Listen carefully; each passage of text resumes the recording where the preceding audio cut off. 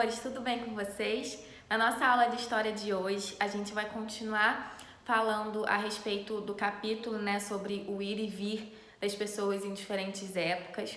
A gente já conversou a respeito dos tipos de meios de transporte, de como esses meios de transporte foram criados, para que eles foram criados, exatamente para facilitar esse ir e vir de pessoas e mercadorias de um lugar para o outro.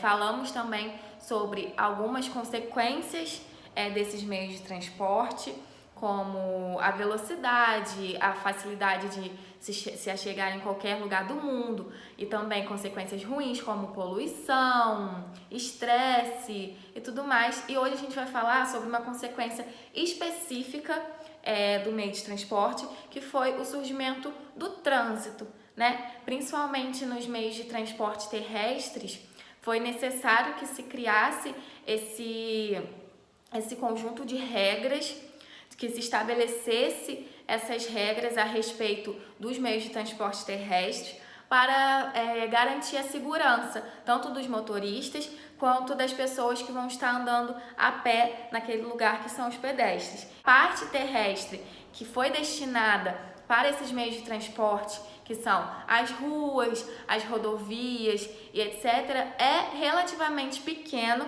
comparado à quantidade de transporte que a gente tem atualmente, A quantidade de carros que tem nas cidades, de ônibus, de caminhões, de motos, de vans. Então, assim, foi necessário criar esse conjunto de regras para que todos esses meios de transporte consigam conviver entre si e consigam conviver com as pessoas ao redor também, que vão estar andando a pé ou de bicicleta, para que todo mundo consiga conviver bem, em segurança, para evitar acidentes, para evitar mortes no trânsito e tudo mais. Então, foi criado esse trânsito com essas regras específicas. Então, é importante a gente ter noção de que tanto os motoristas quanto os pedestres, eles têm regras a seguir, eles têm direitos e também deveres a serem seguidos, e é importante que cada um faça a sua parte para que esse trânsito funcione de forma organizada, de forma harmônica.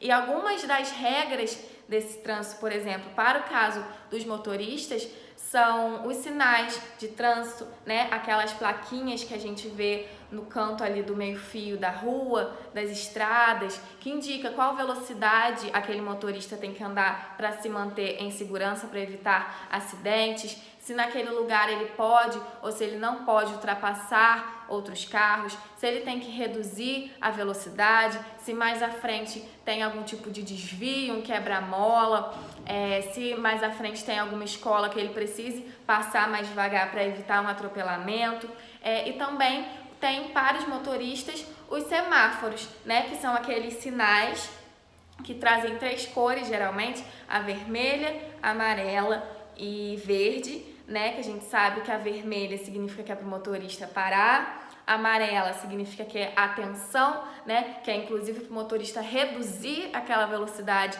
e não para ele avançar mais rápido, para ele reduzir, porque logo em seguida vai vir o vermelho e ele vai ter que parar, e o verde, que indica que ele pode continuar o seu caminho normalmente.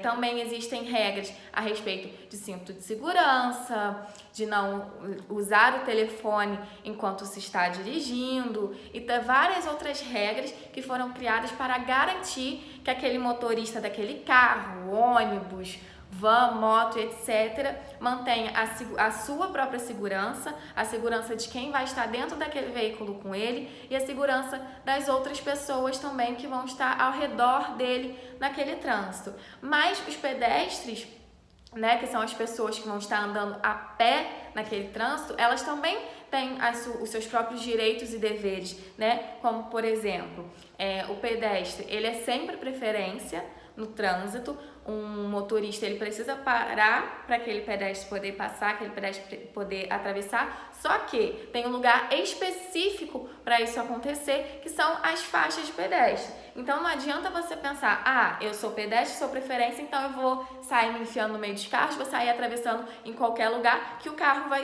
ter que parar para mim, vai ser obrigado a parar para mim. Não, não é assim que funciona, né? Tem um lugar específico para você atravessar, que é a faixa de pedestre, que aí sim, ao você pisar na faixa de pedestre, o carro que está vindo, a moto, o ônibus, etc., ele precisa parar para que você possa passar.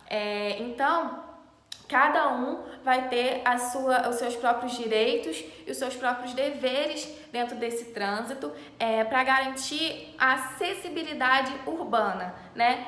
E o que é acessibilidade? Acessibilidade é o direito de todas as pessoas de poderem ir e vir a todos os lugares, tanto os motoristas quanto os pedestres, os ciclistas e etc. E isso também depende muito de uma atitude do governo em si, né? Porque não adianta nada o motorista dirigir com consciência, a gente pedestre andar na rua com consciência, se não tiver, por exemplo, naquele lugar, uma sinalização. E quem coloca essa sinalização é o governo, né? A prefeitura, os governantes. Então, todo mundo tem que fazer a sua parte. No caso das pessoas com deficiência, é importante que a prefeitura coloque rampas nas calçadas, né? Para que as pessoas de cadeira de roda e até as mães que estão andando com carrinhos de bebê consigam descer e subir as calçadas mais facilmente. É preciso criar, sim, as faixas de pedestre para que o pedestre possa poder passar.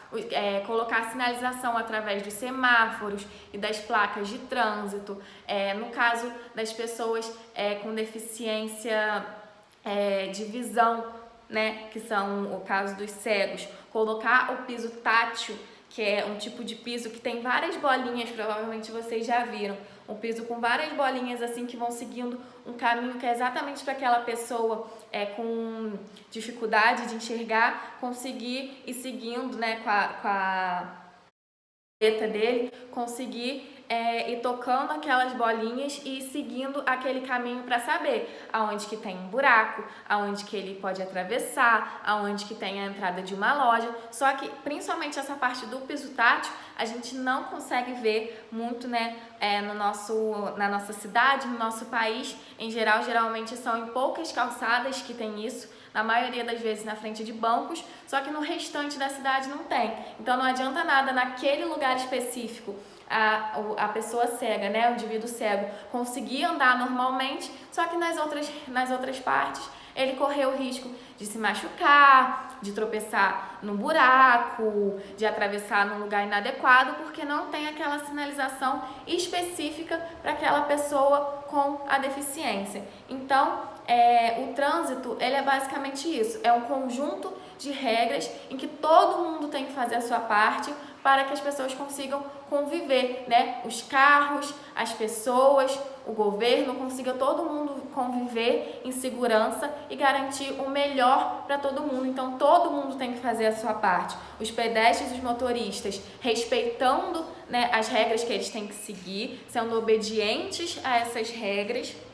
E também os governantes garantindo essa acessibilidade, garantindo essa sinalização, essa possibilidade das pessoas com deficiência de ir de um lugar ao outro, dos pedestres de conseguirem atravessar em segurança, andar na rua em segurança, e dos carros também de terem o seu lugar específico, né, para se locomover e também ter uma sinalização adequada. Então, todo mundo tem que fazer um pouco a sua parte para a gente garantir a segurança de todos. Então, a nossa aula de hoje foi essa. A gente vai ver mais a respeito disso, vai ler mais para fixar a ideia melhor. E qualquer coisa também, vocês podem me mandar mensagem caso tenha alguma dúvida, que eu vou estar ajudando vocês. Um beijo!